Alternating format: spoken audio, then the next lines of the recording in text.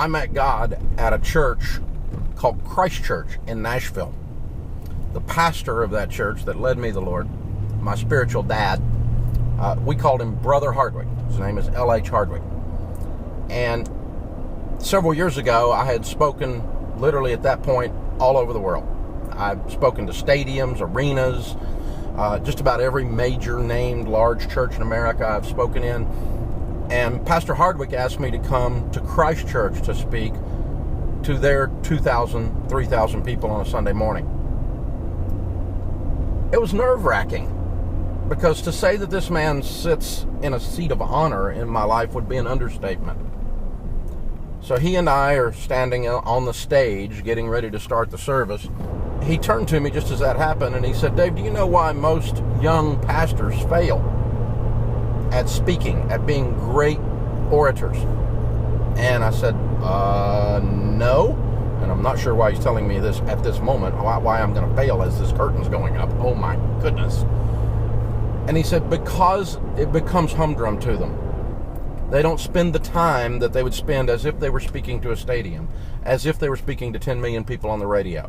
And they don't have that excellence in the ordinary. Now, I'm not sure why he was telling me that, and I hope I did okay that day. I think I did, because I've studied my craft of speaking for a long, long time. But boy, that lesson coming from someone that I think so much of meant so much to me.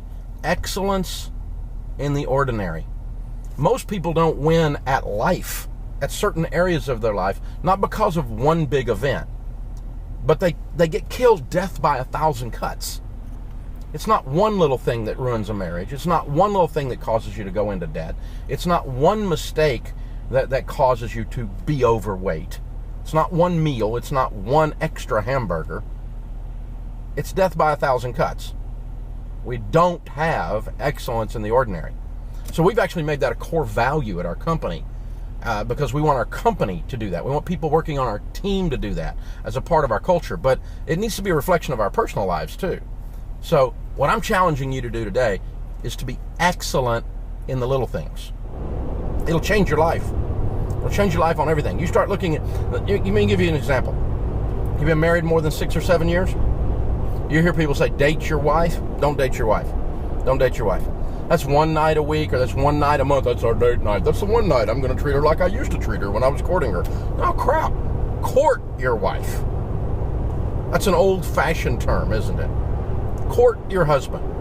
You remember how excited you used to be when he came around? When you were dating, when you were courting? Well, you were engaged, you were flirting, you were romantic, your pulse rate changed.